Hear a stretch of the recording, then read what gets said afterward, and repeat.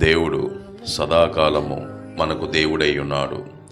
మరణము వరకు ఆయన మనలను నడిపించును.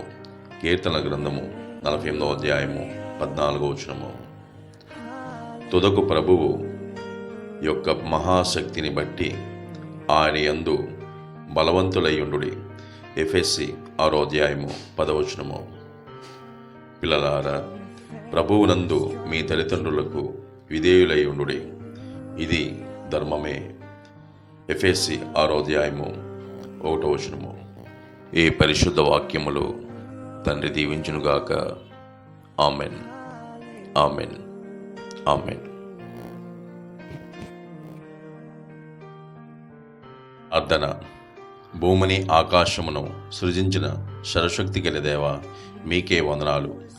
దినదినము మాకు ఆరోగ్యాన్ని ఇస్తున్నందుకు మీకు స్తోత్రాలు, స్తుతులు.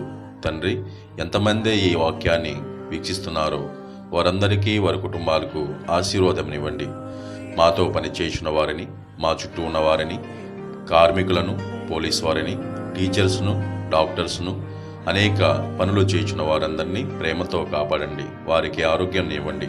వారి బలహీనతల నుండి తొలగించండి. వారికి మంచి సంతోషమును, ఆరోగ్యం ఇవ్వండి.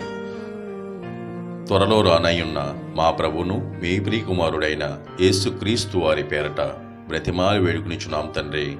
Amen, amen.